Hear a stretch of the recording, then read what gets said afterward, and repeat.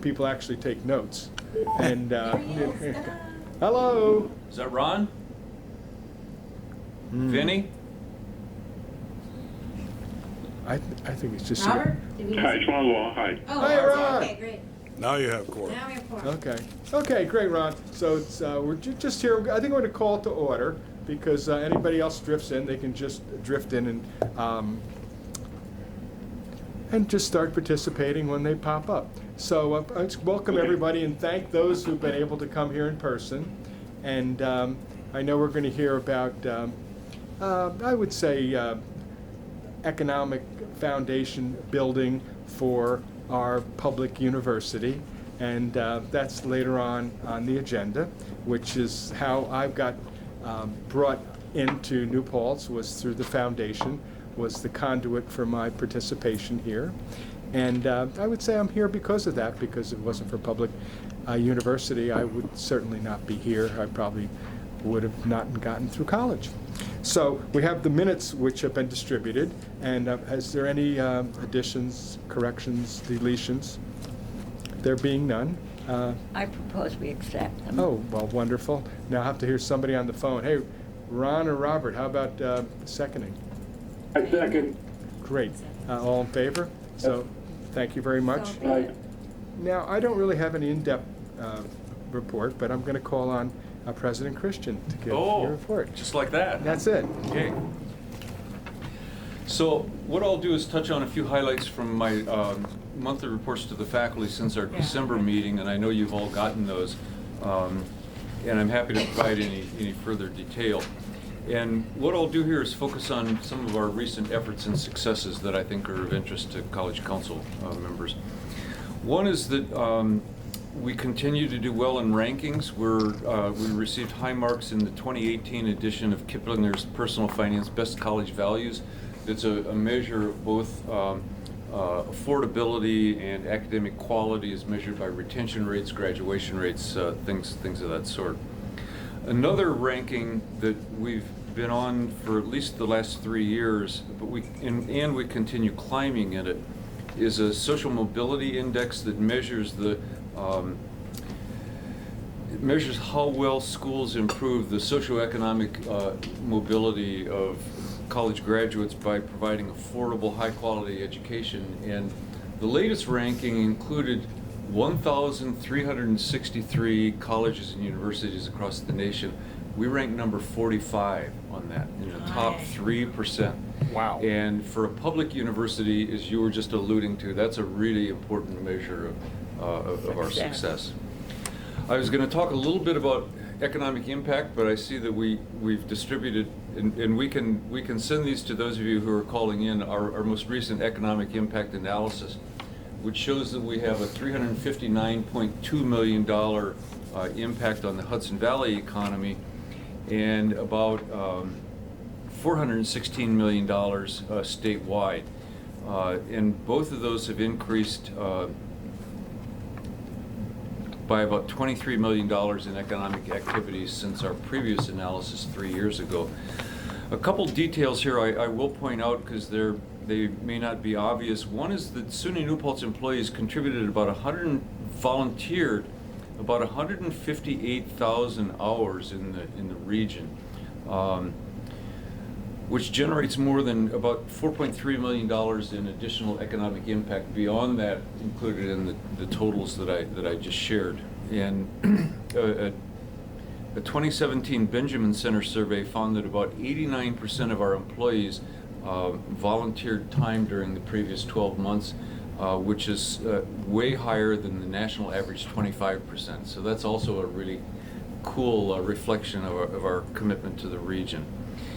And we pay attention to the local community as well, and we support emergency services and transportation providers. We donate more than 8,700 gallons of fuel to the New Paltz Fire Department, the Rescue Squad, and the Town of New Paltz, Ulster County Area Transit loop bus that you see traveling through the community.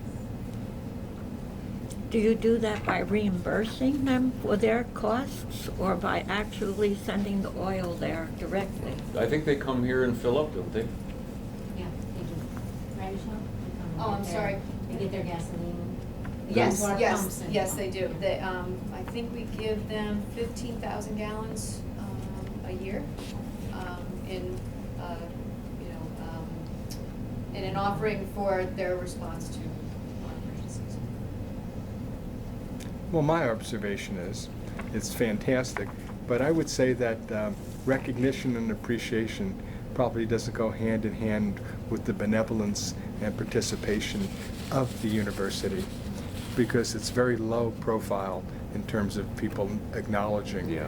what an important and integral part of our economy, and not just financially, but in the volunteer hours and the participation in the community and uplifting the culture, as well as the, I would say the hours and hours that are given. And Well, I I'm- disagree with that because I've been here 48 years and I know many people and they always acknowledge the importance of the college. With the sine qua non, we need the college. I'm 100% with you on a focused group in New Paltz, but I think the wider reach is not so appreciated. For Ulster County, 1,707 employees. Wow. And we're the largest Yeah, employer. the in Ulster largest in County. the county. And I don't think people even know about it, let alone appreciate it. But in your community, in the community here, of course, it's very, it's a college town.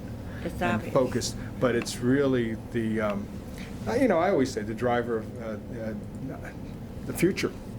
And, but it's the stalwart of the community right now. And that's, so, and I, for one, am very thankful for it. And maybe we could get a little better gratitude in return for what's given. We're working on it. So thank you. I'll offer a brief comment about faculty governance. This semester, if we can quit getting snowed out, we're starting to implement a new faculty senate model of faculty governance, which replaces the longstanding body of the faculty of the whole acting to make recommendations. So this is it's a historic milestone at SUNY New Paltz, as that previous form of governance had been in place since the 1970s, when we were a much different, much simpler institution. And I want to thank Anne Valant for her great leadership in moving that along. It's been a long haul and a lot of patience and a lot of thoughtful information gathering, so great job. That's more fractionalized now than not one big forum. Well, it's an elected faculty senate that includes representation from different units and different professionals and academic faculty. And we've made it clear that they're there representing their unit and their constituency, and so they're not there just to advocate their own viewpoint, but to really reflect that of the department or the unit that they represent. I'll say a few things about enrollment. Our acceptances and deposits for first-year undergraduate students for this coming fall are running way ahead of last year, and so that's a really encouraging sign. One of the things that's so impressive about those numbers is that we're seeing modest to large increases in the number of accepted students across a whole array of different disciplines. In the arts, the humanities, the social sciences, teacher education is swinging upward, business, all the STEM fields. And so it's clear that we're offering the sorts of programs that are appealing to a wide array of students. And I'll knock on wood, we're also seeing some positive signs that the long-term decline that we've seen for the last 6 or 7 years in graduate enrollments may finally be turning around. Do you think it might have to do with the prosperity in the country?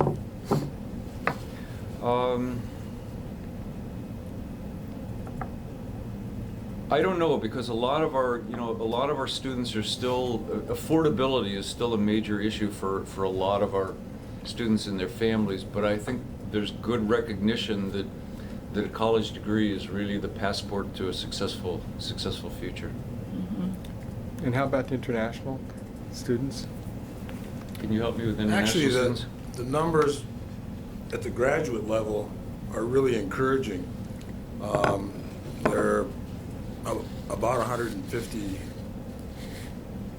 applications for graduate school, many of which have been accepted already, from foreign countries. Getting them here will be the question.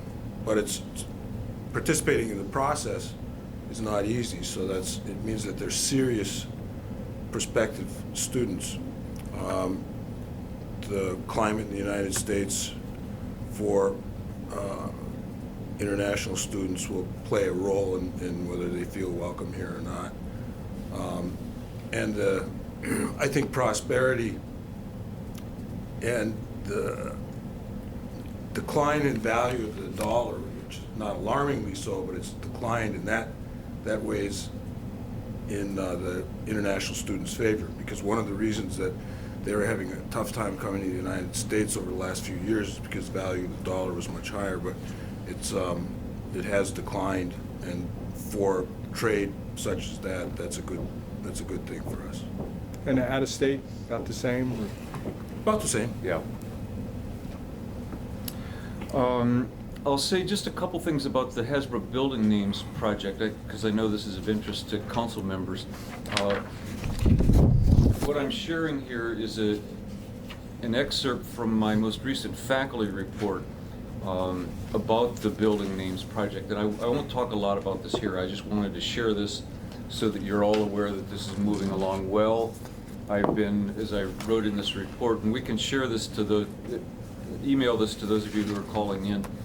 I've been really, really impressed with the thoughtful contributions that our students are making to these discussions. People are listening to each other, hearing the opposing viewpoints, and it's precisely the kind of thoughtful conversation that I had hoped we would have. We hosted 2 recent events for the governor's office here on campus. One was a public forum of the Council on Women and Girls on February 23, regional conference. And on February 27, Governor Cuomo himself was here on campus to launch the first of 4 regional forums on harmful algal blooms, which is a real threat to water quality, both drinking water and recreational bodies of water across the state. So that's an initiative we'll hear more about. I think he's proposed in his executive budget a $65 million allocation to address that issue. A couple comments about gun violence. I recently shared with the campus community some key pieces of preparedness that we've undertaken to prevent or respond to a shooter on campus. Our UPD officers are training constantly to address such situations. We have mutual aid agreements with other law enforcement agencies to assist each other should a need arise. We have a page of information and instructions on how to deal with an armed intruder on campus. We're sharing a video, Crisis on Campus Shots Fired, which was made a few years ago by UPD together with faculty and students in theater and maybe some other departments that we've gotten really good feedback on. We've been very carefully and logically developing a lockdown drill that will expand to a full-scale campus lockdown in September. We regularly test our emergency mass notification system, and we're identifying some of our highest priorities for ongoing improvements in our readiness to respond to such situations. And UPD, again, if we can quit having events canceled because of snow, is preparing an active shooter awareness training class that we had scheduled for last Wednesday and has to now be rescheduled. And tomorrow, as part of a national effort, there's a rally and panel discussion in the afternoon organized by several faculty and some student groups. The School of Education is planning another forum. I don't know if that's been rescheduled. I just found out they decided to cancel that, and someone from the School of Ed is participating in the panel. I see. Okay. And I'm sure that a number of our faculty and students will be participating tomorrow in at 10 a.m. in a 17-minute walkout, a peaceful memorial ceremony for the 17 lives that were lost in the most recent Parkland shooting. Is there a different climate on campus because of that? We got some inquiries at Parkland wondering about our preparation, mostly from faculty.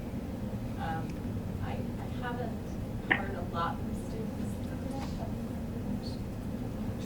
I had a couple inquiries from students. One was from, I think, a first-year student who grew up in Newtown, Connecticut, and so she has lived through these experiences much more directly and personally. And so I think there's, we have some sign of increased awareness of the issues. It sounds like you're very proactive. Don? Yeah. Yes.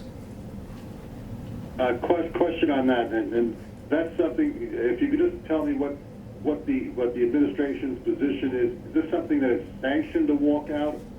Is it something that the college is saying is okay, even though it's sort of against the rules? The reason I ask that is, in my son's high school out here, Ward Melville High School in Stony Brook, the administration had sent out a letter to all the parents basically saying that the students were going to be doing a walkout regarding the high school shooting down in Florida, and that don't worry, the administration is letting them do it, even though it's against the rules and regulations of the high school. Many parents got involved, many lawyers sent letters to the principal saying, wait a minute, my son or daughter is hurt. You have sanctioned, you basically said we're going to look the other way. You better be ready for some lawsuits if anyone is injured. Have we looked into that legally? Well, Wednesday is one of our slowest class days, and so this is an activity that's undergoing happening anyway on a voluntary basis. No one is forcing students to walk out of classes. No one is forcing faculty to allow students to leave class. So it's happening on a voluntary basis, which I think is consistent with the way we would organize we would support any sort of activity of this kind on a college campus. Well, my only concern is if it's done with a wink and a nod, and there's evidence of a wink and a nod, the college would be held liable if somebody was injured during this. We're liable if anybody's injured for any reason. We're self-insured, so we're. Yeah, I know all about that, having been involved in cases against the university. Yeah. It's like anything else. I'd say the critical difference here is that this is not a closed campus. Right. It's an open campus.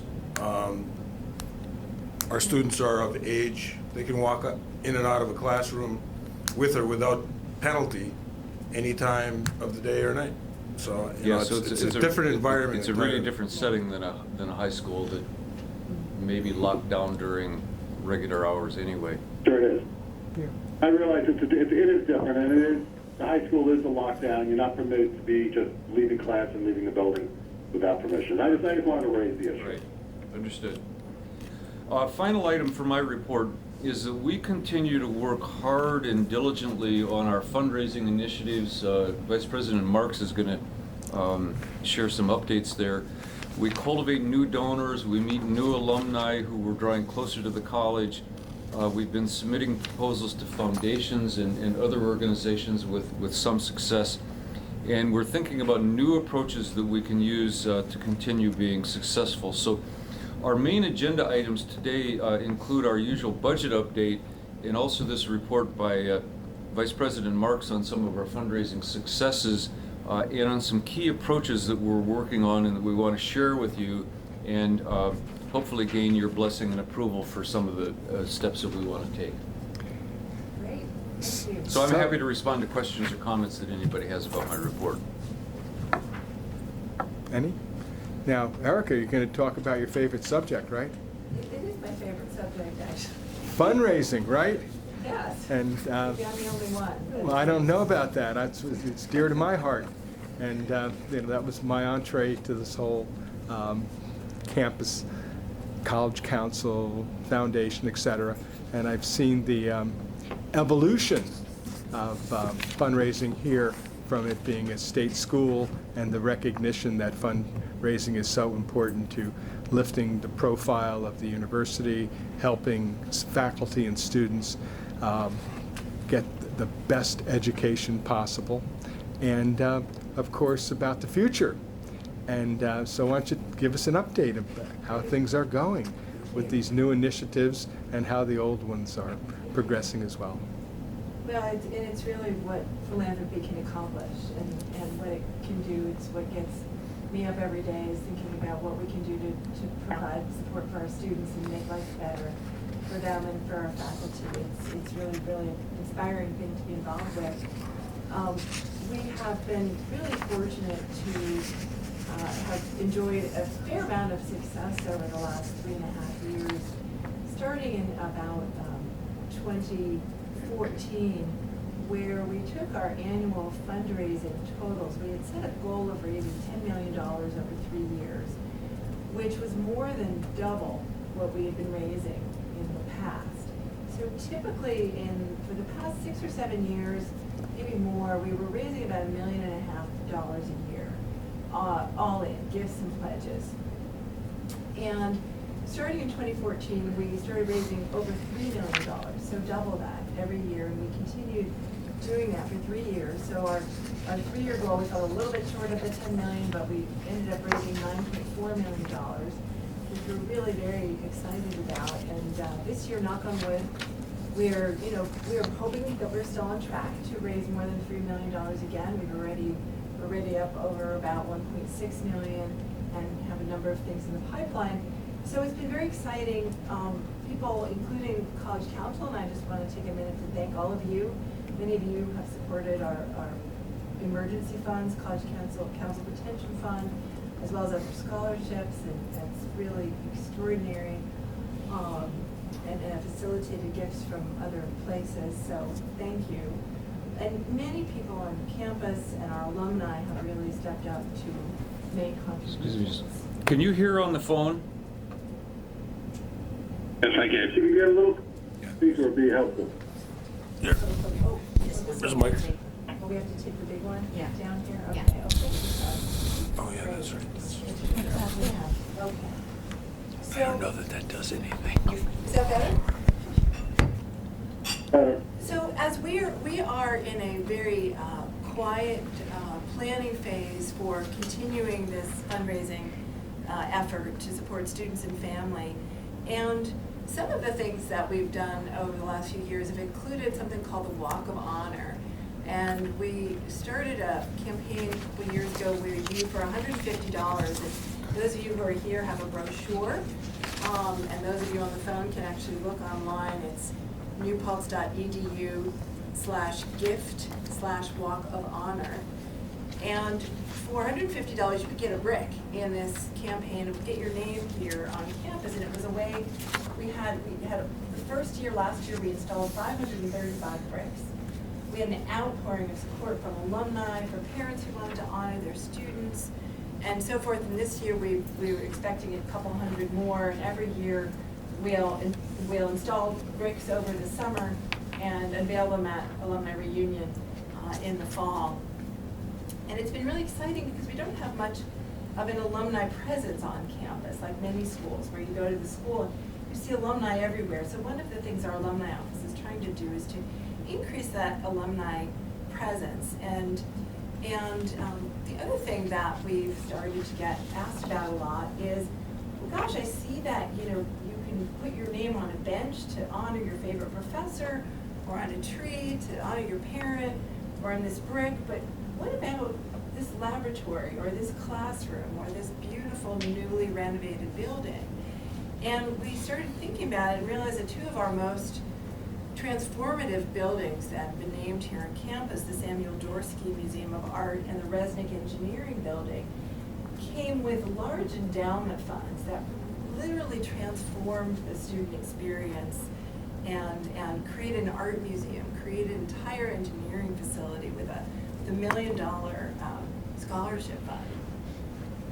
And so as we looked at the new and renovated buildings on campus, of which there are quite a number now, and some of the buildings that we were getting inquiries about, we decided that, gosh, rather than scrambling and being reactive every time someone said, I'd really like to give you a very generous donation and put my family's name here, we would be proactive and come here to College Council, share with you some of our intentions, answer your questions, hopefully get your blessing, so that we could roll out some of these opportunities to campus as part of our fundraising campaign.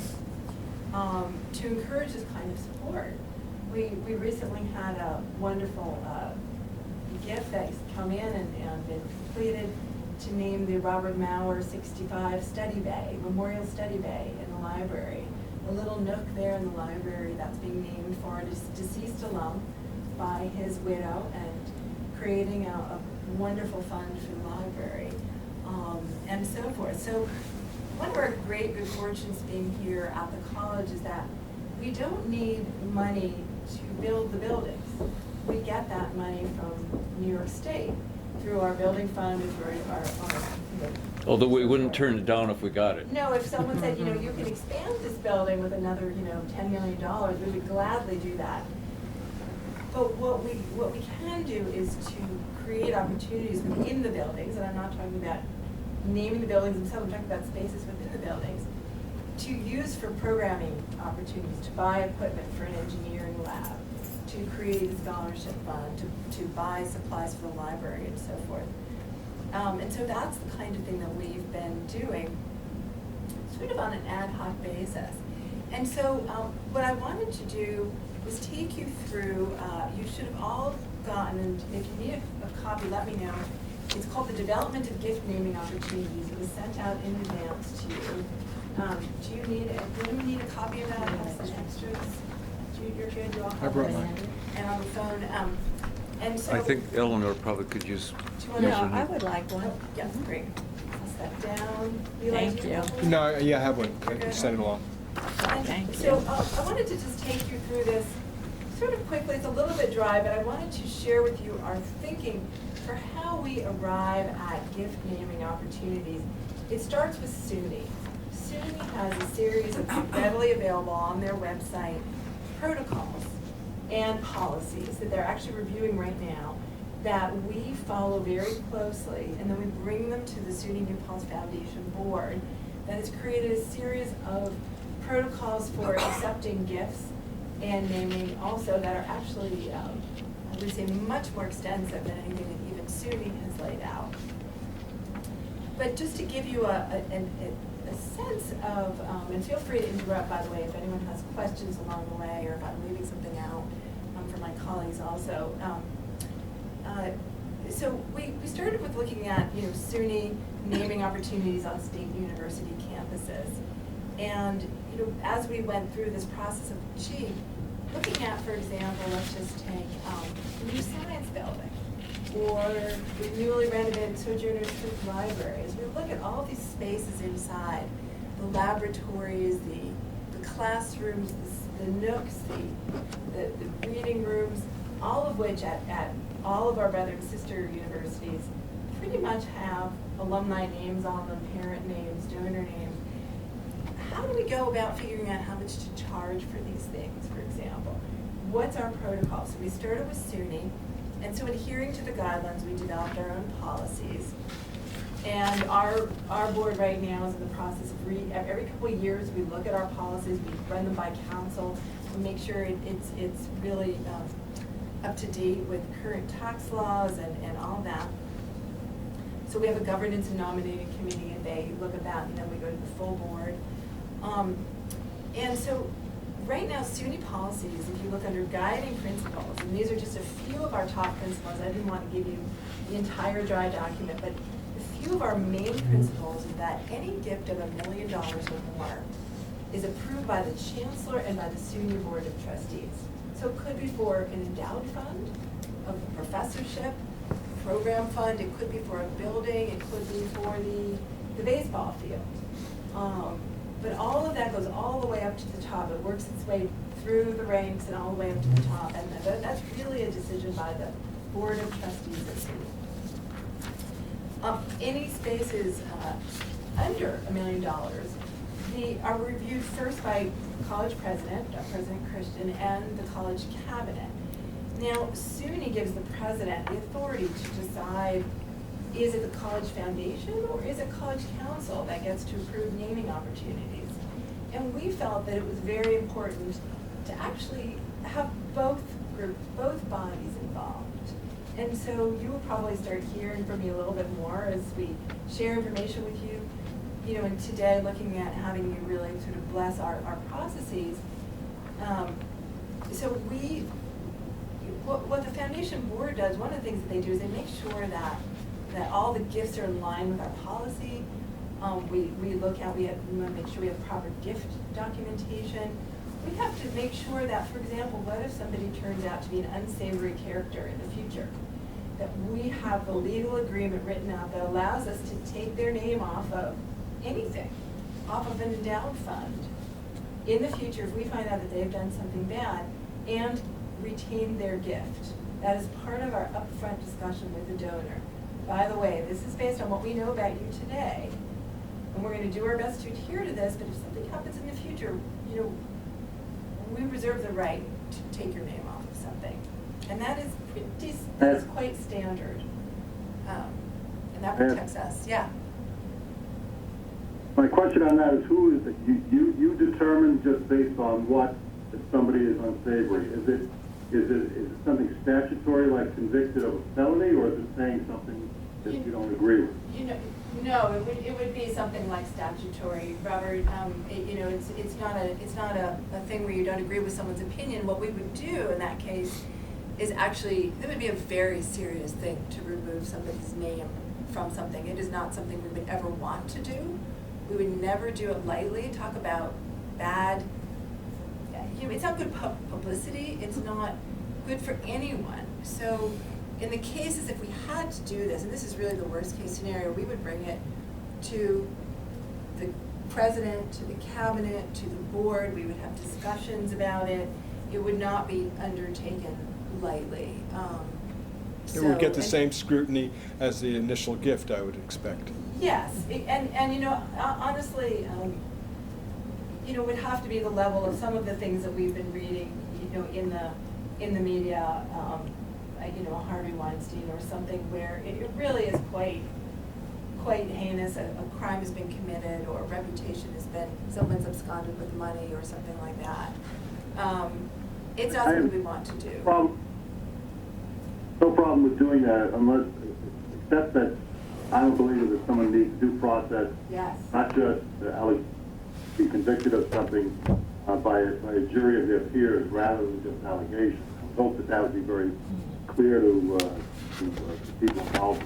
I think it would be a pretty difficult and long process, and painful, where you would internally have discussions involve many people, and I agree. I think you have to be very careful, and you know, in any case, and Can I just Yeah, add you have to be, something you have there? to be careful, and you have to have standards, but the standards can't be really ironclad, because, you know, you can look at many instances where, it would be case. not to belabor it, but O.J. Simpson was found not guilty by a jury of his peers, and so, you know, if you use some criteria as a criminal conviction, but I appreciate what you said. Renaming of a former dormitory, or the want by some people to take off their name because of something 300 years ago that was perfectly legal and was commonplace, because of the change in times and belief that, you know, even now we're looking to strip names off of buildings with no due process, basically, and them doing nothing wrong. So I just got to be really careful with that. Absolutely, and you know, time, attention, and discussion usually temper any rash decision, and it is a very serious thing to do that. And but by the same token, there has to be some fail-safe on it as well. But yes, absolutely. And we can also look for some guidance. SUNY just came out with some guidance about honorary naming for honorary degrees, because this question has come up. So Likewise. they've, you know, we can also look to that Yes, guidance. some guidance from Yeah. SUNY system. But I do about want to how make to clear approach that this. Yeah. this is not, we're not talking here about honorary, you know, they are giving a gift at a particular level. It essentially is a way of honoring that person for their contributions, but there's two different things that are happening, and you know, the philanthropy is to support the school, and as our way of thanking that person, and presumably because they deserve it, we then choose to allow them to put their name on something, or we put their name on something rather than they don't put their name on it. But I absolutely hear your point, and it is one of the things that we would want to be very, very careful about going into it as well. I appreciate that. My last question would be regarding who has the authority legally to approve the naming of buildings on campus. You said that SUNY has sent out new directives saying that basically a gift of $1 million or more is given to the college, they approve it, then you guys give a name to that building or the family's name to that building. That's not the way it is. It has to go all the way up to the Yeah, no, chancellor. Robert, Yeah. so number one, we couldn't name a building for $1 million, and I'll get to that in a moment. It would have to be much more money than that. But any gift of $1 million or more, or any name of a building or ground, is approved by the SUNY chancellor and the SUNY board of trustees. So there are Is that several processes. Change been made statutorily, because the statute that exists today that I'm aware of says that on our campus, the only one that's authorized to name buildings or change names of buildings is college council. Has that been changed by SUNY? I have never seen that. You're welcome to go onto SUNY's website. Everything that I'm familiar with has to do with philanthropy. You can look at, you Google SUNY gift naming policies. It's pretty clear that gifts of $1 million or more are approved by SUNY's trustees, and that's been enforced for a long time. Yeah, the policy approved by the Board of Trustees most recently is the one dated March 23rd, 2010.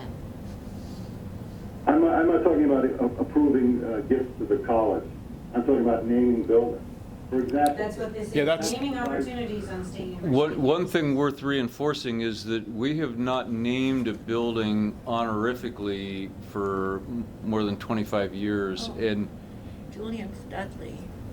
No. That's a hall, not a building. No, And I was here when that happened. but that was That was a name for a gift. in recognition of a gift. Yeah. There was. So, but we're not, like this building is named for Bill Haggerty, the president from That was honorific. 44 to 66. Back That in was the 70s. honorific. Yeah. Yes. Opera So, House, I Opera under- House is Is named. the- I understand that, but for a gift. Yeah. my point being, doesn't the state education law, which covers college council, doesn't that supersede anything that SUNY does unless they change the statute and they change education law through the legislature? I don't know whether they have the authority to take away the naming of buildings, whether it's given because of contributions, because of somebody who did good for the college. I still believe that the statute holds that the college council is the only body that has the authority to approve the naming of any buildings on campus. I think that the lawyers should look into that. Yeah, I don't know that to be a fact, We can- but it's something we to can definitely ask look the at. question. We will look into it. It's the statute. There's a college council It's statute. education law. Oh, it's part of state It's part of education. state education law. Okay. It's You have to add. to name a building. So at the moment, though, for the purpose of this discussion, we're not, I could say we should be so lucky in my world to have a gift large enough to even contemplate naming a building for a donor. It would be an extraordinary thing if we actually had that, but right now. Yeah, we're I've been here when both of them occurred, the Resnicks and Dorsky, and they were both for large gifts, and both have so enriched the campus, and the names really mean something. The Resnicks are the ones who brought the engineering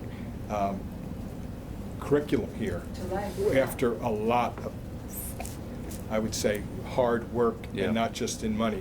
And then the Dorskys, I give him his family all the credit in the world, because he was pledging the money and then passed away when it was not, I would say, questionably legal, because he had died before he gave the gift, and his children honored his wishes and gave the gift. And both of those namings were for, I would say, very, very well-deserving families who have really enriched the institution.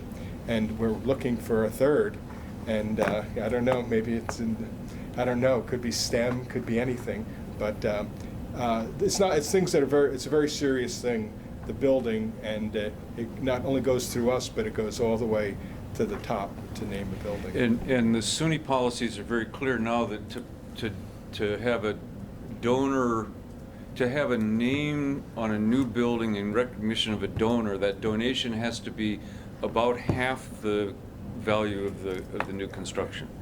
So somebody could name the new science building, but it would require a $24 million gift. Yes, exactly. So if you look on page 2 of my document, the second bullet, that's exactly right, John, that a gift naming for the facility itself has to be at least half for new construction or major renovations, at least half of the fair market value. Older facilities, more than 10 years, built using state resources, can be named in exchange for gift commitments of at least 20 to 35% of the building's current value or replacement cost. So that can be a little bit lower, but it's still really quite a lot of money there when you're looking at that. As we looked at our current naming opportunities within buildings for considerably less than $1 million, we thought about why are we doing this? And part of it, of course, as I mentioned, was that people were starting to come to us asking about these opportunities to honor loved ones and so forth. And some of it was that it gives us the opportunity to raise a donor site, to think bigger than they might have thought before, to think beyond an annual gift and really think about transformational support. And it also really inspires people, I think, when they walk around campus and they see in front of them that people have cared enough about this campus to really make a personal commitment to supporting the educational enterprise. So we looked at 6 buildings for initial review, and we'll be going through all of campus. And as I mentioned, we looked primarily at the newer construction or renovations. And so what we did is we went through this very interesting process. We looked at the actual costs of the renovation or the projected costs in construction, and then we looked at the floor plans. And we took the square footage of the building and we divided it all up, so we got a cost per square foot. And then we looked at each room, and from there you can get an idea of what it should cost to name the room according to this formula. And then we thought about whether or not that was a fair cost. Is it one of 10 similar rooms? If so, maybe it's a little less. Is it a very prominent location? So maybe it's a little bit more. And we did a lot of walkthroughs with directors. We looked at athletics facilities. They just got a newly renovated locker room.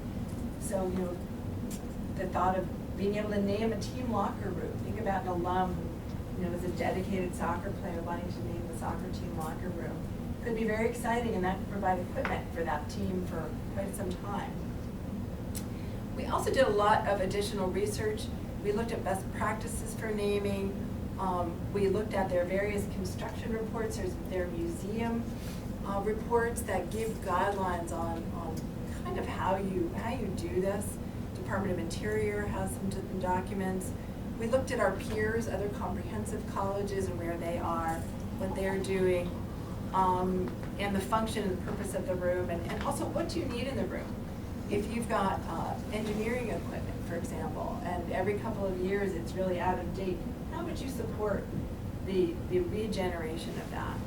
And then finally, we looked at, on page 3, we looked at, right now our policies, we have amounts for endowing various named non-facilities gift opportunities. So, and I always say to people, this is the floor, not the ceiling. The minimum to endow a chair is $2 million, for example. A full-time chair, not a visiting professor.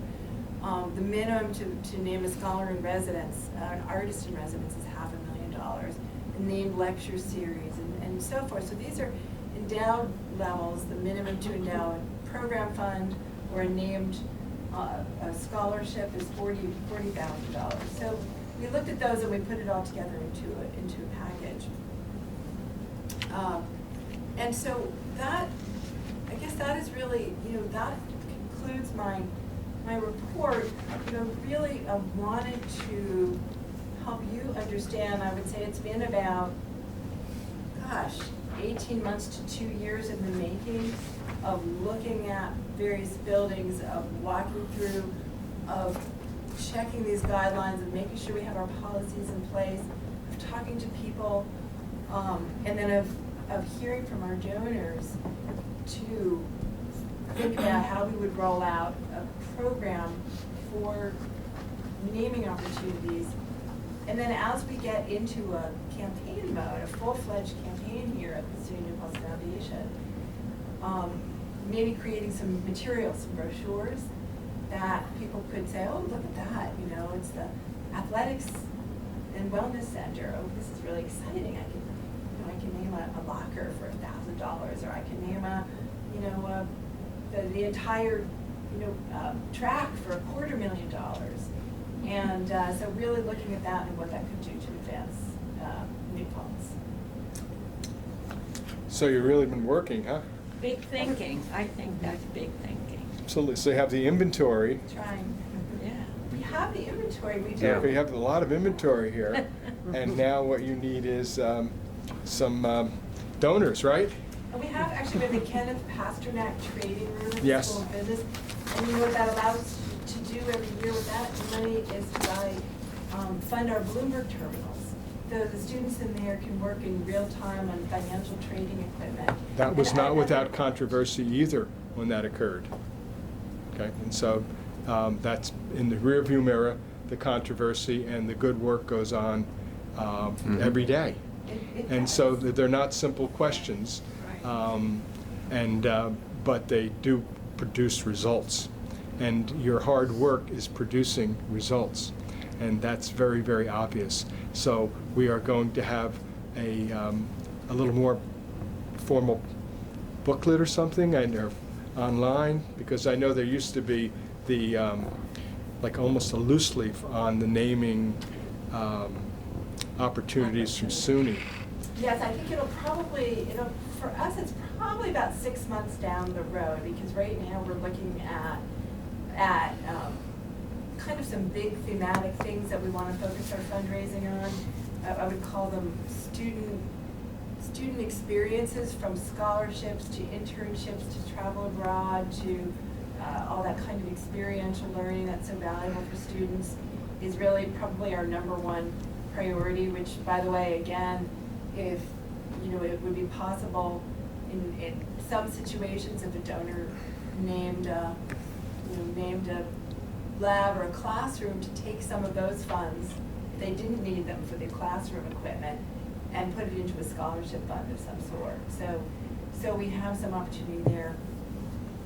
We're also looking at growing some of our program funds that support faculty and student learning together. We recently launched a program for students who are on the autism spectrum with thanks from a generous board member and donor. We have another program that's supporting the student health and wellness. Gosh, I'm getting the name of it. The counseling center. 2 gifts there, so that they're able to really provide extensive counseling for students who really need that.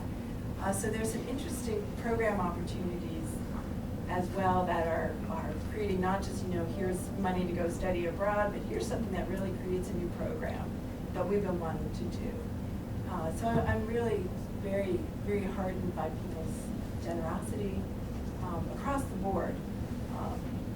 Faculty, retired faculty, staff, alumni, and just pals, friends.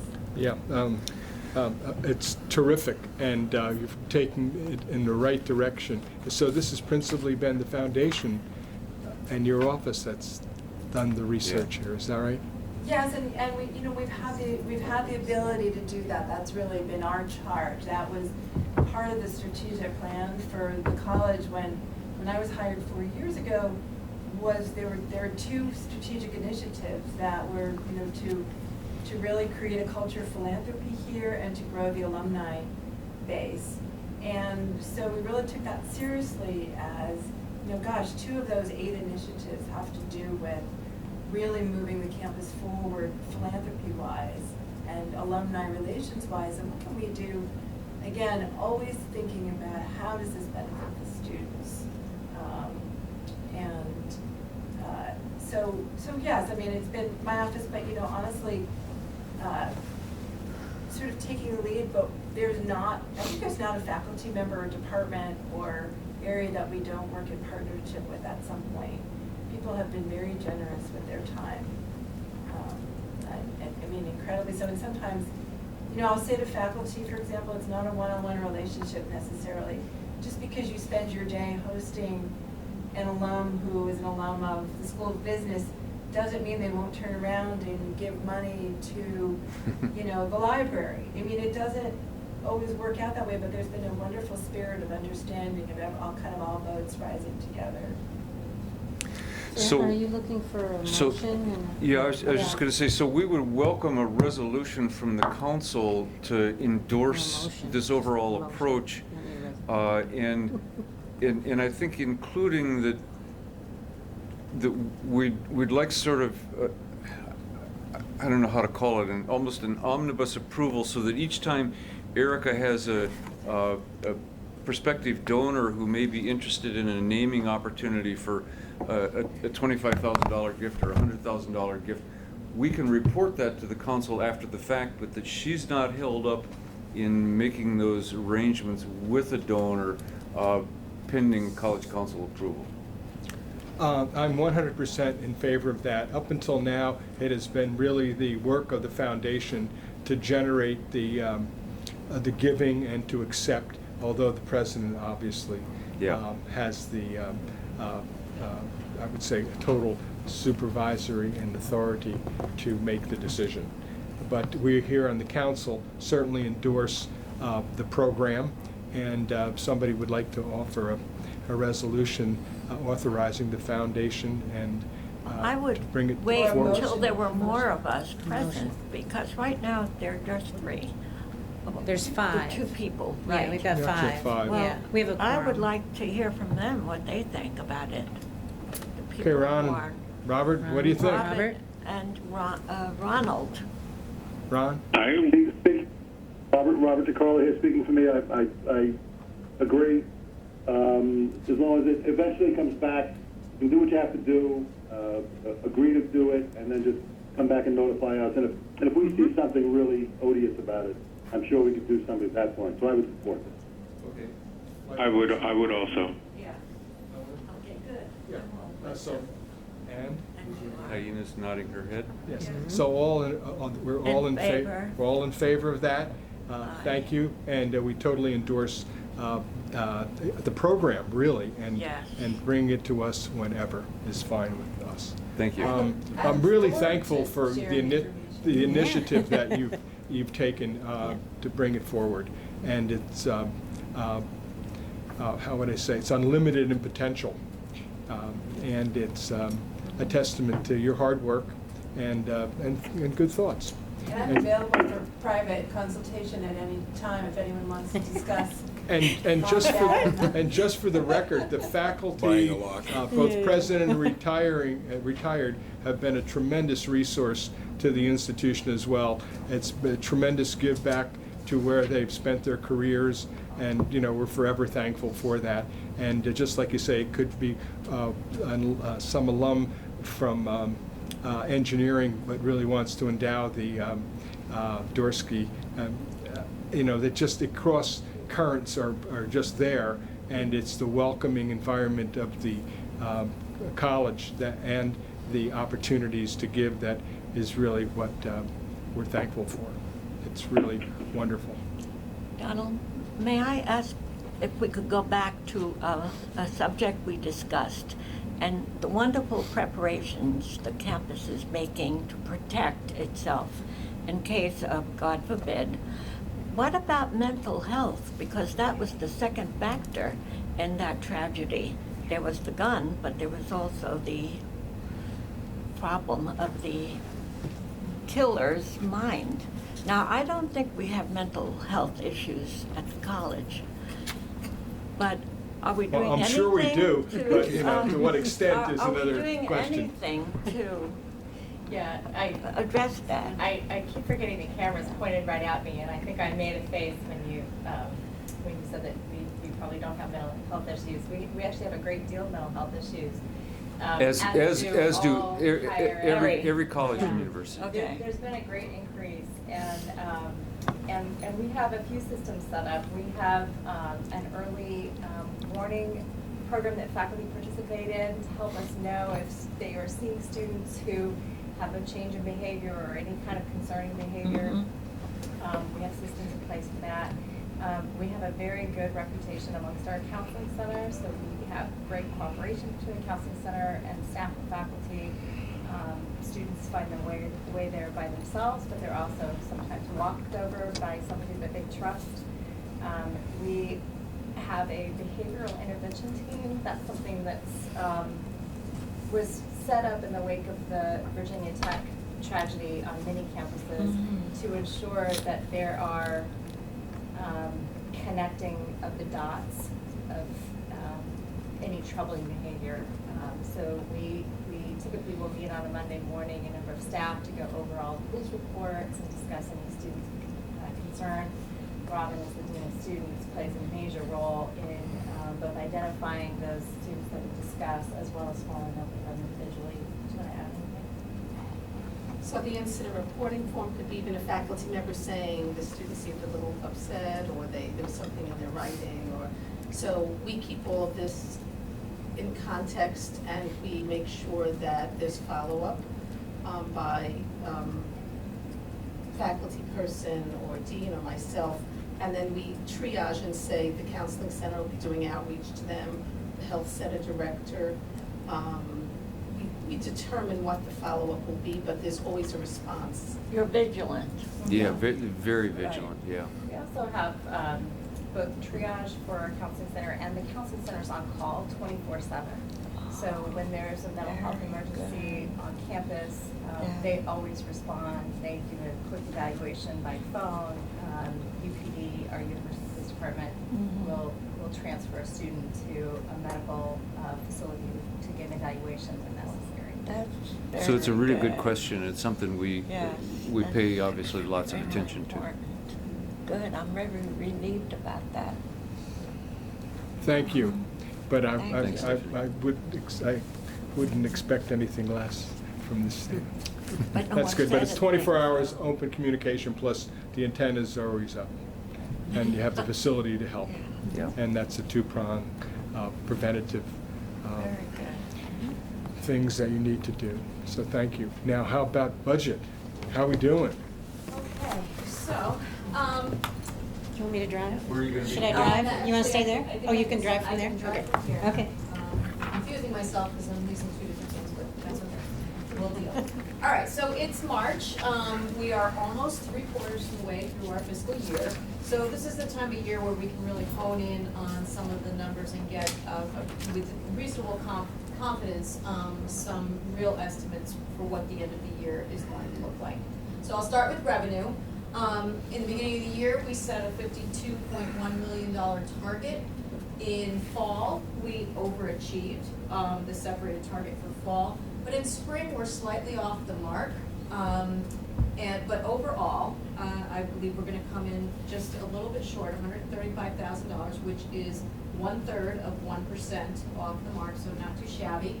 Good job, David Eaton and Provost Arnold. And So, Michelle, worth clarifying that spring tuition reflects perhaps some decline in graduate enrollment and decline in international student enrollment, and both of those are higher paying.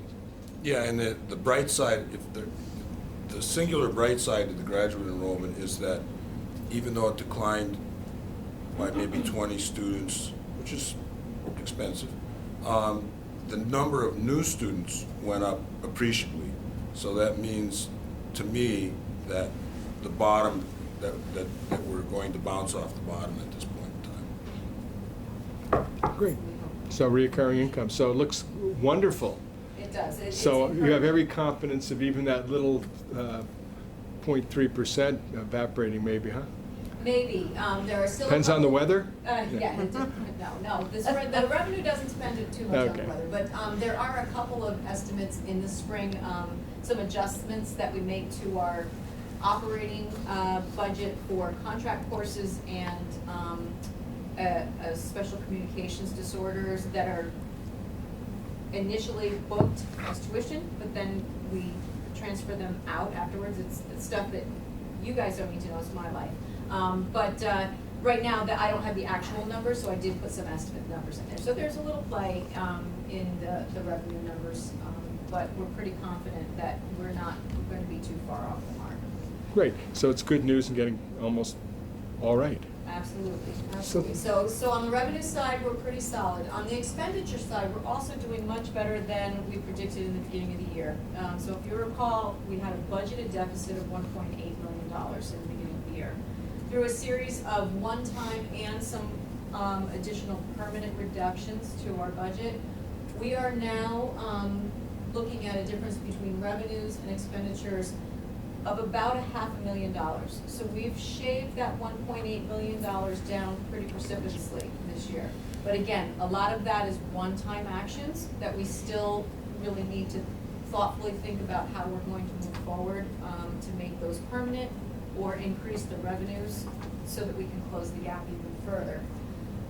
So on the personal service side, we are doing very, very well. Again, we're keeping positions vacant for 90 days before we start the process of rehiring in most cases, with the exception of health and safety issues. We've taken some positions that have been vacated and put them on a permanent shelf for now. We did have to backfill some of the permanent vacancies with temporary help, so that's why you see a negative number in the temp service. Utilities are doing pretty well. Although December and January were not favorable because they were so cold and some of the utility prices really spiked. February, as you all know, living here in the Northeast, was a little bit of a roller coaster with a 78-degree day in the middle of February. Who'd have thunk? But now March seems to be continuously snowing. So that impacts us in a couple of ways, not only in utilities, but in our overtime budget. Our crews are here throughout the night when it snows, plowing, shoveling, removing all the snow so the campus is safe for our arrival in the morning. So utilities, there's still a little bit of uncertainty there, but we're holding our own. We're doing well. And then with the other things, we expect tuition, scholarship, our not only our campus merit-based scholarships, but our TAP gap, the difference between TAP and the highest level of tuition that the campus is responsible to close. We believe they'll come right in at the mark. So again, we're looking at about a $500,000 use of reserve for this year. That said, we still have one contract, actually two contracts. I always forget about the university police. We have two contracts that have not been settled. They can come with a pretty hefty retroactive component that will affect our reserves, and there's also an ongoing operational component in the increase in salaries. We are always hopeful that the state government will come to the table and fund some or all of those salary increases. Obviously we want our staff and faculty to get the compensation they deserve, but we also need the funding to back it. We are also hopeful that we will see some increase in tuition, although that's not hopeful for our students. We never like to see that either. But a $200 increase in undergraduate resident tuition might drive $1 million in additional tuition revenue to help offset The contracts. the increase in costs. So thank you very much. You're welcome. Now, I know it seems like a long way away, but graduation's going to be coming with commencement on May 18th. And that's when the graduate students will graduate on Friday evening. And Having difficulty hearing you. yeah, the Hang on, I'm passing graduate the ball back down. commencement. Graduate degrees will be awarded on May 18th at 6 p.m. It'll be at the Athletic and Wellness Center. On Saturday, the College of Liberal Arts and Sciences, and on Sunday, there'll be the School of Engineering, Business Education, Fine and Performing Arts. Both of those will be at 10 a.m. Caps and gowns have to be ordered by Thursday, April 5th, and you should contact Lisa. And Shelley has asked me to remind everyone who is participating that they need to arrive 30 minutes early before the ceremonies begin. For the graduate ceremony, the caps and gowns will be in the Elting Gym Conference Room, 202. But you'll get this in writing later, so you don't have to scribble it all down. And it's the same drill as forever. Yeah. Okay, and undergraduates will be at the Kuykendall Science Building, Faculty Lounge, Room 110. And the next meeting is scheduled for April 26th at 3 p.m. Now, is there any new business? Anybody want to just, criticize? No. If anybody wants to add anything, get it off their chest. If not, I want to thank everybody for, Shelley. Shelley. You should have gotten an email, but just a reminder that the ribbon cutting for the Speech, Language, and Hearing Center that was going to happen earlier today is slated for Thursday at 10:30. Same location. At the Humanities Building? Yeah, yes. Yep, at the That's west. in the end. lobby, Yeah, right? right. Yep, 10:30. right outside the lobby. That's why we, yeah. Good, so I didn't Yeah, in miss it. the basement of So the I didn't building, miss yep. it today, right? No. You didn't miss it. Okay. Can- Okay. That was because it's impossible. So thank you, so that'll be on Thursday. Mhm. Anything else? So I want to thank you all for coming, and thank Erica for all the good work in raising funds and making things much better. So thank you, and thank you, President Chandler, and thank you, everybody. Christian. Christian, I'm sorry. I'm like way